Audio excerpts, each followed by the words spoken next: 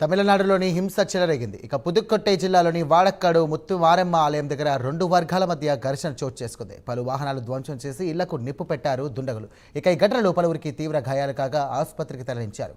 పోలీసులు లాఠీచార్జ్ చేసి ఇరు వర్గాలను చెదరగొట్టారు. రైట్, ఇదే అంశానికి సంబంధించి మరిన్ని డీటెయిల్స్ మా కరెస్పాండెంట్ సునీల్ అందిస్తారు. సునీల్, చెప్పండి, ప్రస్తుతం పరిస్థితి ఎలా ఉంది? అసలు ఈ హింసకు గల కారణాలేంటి?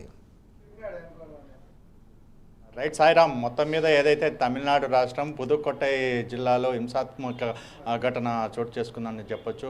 ముఖ్యంగా వాడక్కాడు ముత్తు మారెమ్మ గుడికి సమీపంలో ఈ ఘటన అయితే జరిగినట్టయితే తెలుస్తుంది. అంటే ఎందుకంటే ముఖ్యంగా రెండు వర్గాలకు సంబంధించిన వాళ్ళు ఏదైతే వారి ఆలయానికి అంటే ముత్తు మారెమ్మ గుడికి అయితే వచ్చారు. ముత్తు మారెమ్మ గుడికి వచ్చినటువంటి సందర్భంలో మొదటి పూజ మాది జరగాలని రెండు వర్గాలకు సంబంధించి అంటే రెండు తెగలకు సంబంధించిన వాళ్ళు ఒక్కసారిగా మాదే జరగాలంటూ ఆడ ఒక్కసారిగా గొడవకు దిగడంతో ఒకరినొకరు తిట్టుకోవడమే కాకుండా మరోవైపు దాడి చేసుకున్న పరిస్థితి ఉంది. కర్రలతో భారీగా దాడి చేసుకున్నారు. ఆ తర్వాత మొత్తం ఊరు మొత్తం ఎక్కడ చూసినా ఎక్కడ వాహనాలు కనపడ్డా, ఇటు ద్విచక్ర వాహనాలు కావచ్చు, ఆటోలు, ఇటు కార్లు సైతం ప్రతి ఒక్కటిని నిప్పంటించడమే కాకుండా ఇళ్లపై కూడా ఏదైతే మంటలు అంటే ఏదైతే ఇళ్లపై కూడా పెట్రోల్ పోసి నిప్పంటించిన పరిస్థితి అయితే ఉంది.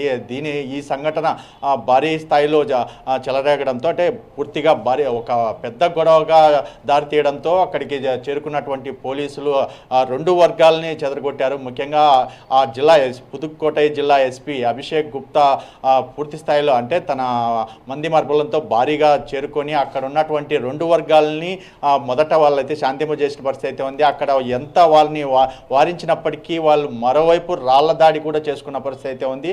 ముఖ్యంగా ఏదైతే కొంతమంది తెగకు సంబంధించిన వాళ్ళు ప్రతి ఏడాది మొదటి పూజ మాదే జరుగుతుంది, మా మొదటి పూజ మాదే జరగాలని చెప్పేసి వాళ్ళు చెప్పడంతో మేము ముందు వచ్చాము, మరో వర్గానికి సంబంధించిన వాళ్ళు మేము ముందు వచ్చాము, మా పూజ ముందు జరగాలి అని చెప్పేసి అది జరగడమే దీనికి కారణం అని చెప్పొచ్చు. ముఖ్యంగా ఆ ఆలయం వద్ద ఏం జరిగిందనే దాని మీద ఇప్పటికీ దాని గురించి ఏమీ తెలియని పరిస్థితి ఉంది. ముఖ్యంగా అభిషేక్ గుప్తా ఏదైతే జిల్లా ఎస్పీ అభిషేక్ గుప్తా ఇప్పటికే ఆయా ప్రాంతాన్ని 144 సెక్షన్ అయితే విధించారు. ఎందుకంటే సుమారుగా 5 మంది పరిస్థితి విషమంగా ఉన్నట్టు తెలుస్తుంది. ఎందుకంటే వారి ఇద్దరి పరిస్థితి అయితే వాళ్ళు అటు ఇటు అనే ఉందని చెప్పేసి ఆ ఎస్పీ తెలిపిన పరిస్థితి అయితే ఉంది. అంటే ముఖ్యంగా ఇప్పటికే 25 మందిపై కేసులు నమోదు చేశాం. ముఖ్యంగా మరింత మందిపై కేసు నమోదు చేసే అవకాశం ఉందని చెప్పేసి ఆయన అయితే తెలిపిన పరిస్థితి అయితే ఉంది. అంటే ముఖ్యంగా ఎందుకు ఈ గొడవ జరిగింది అంటే ఇప్పుడు చూసుకున్నట్టయితే ఇటు ఆంధ్ర కావచ్చు, తమిళనాడు అన్ని ప్రాంతాల్లో గంగ జాతర అంటే అమ్మవారి జాతరలు మొదలయ్యే సమయం ఇది.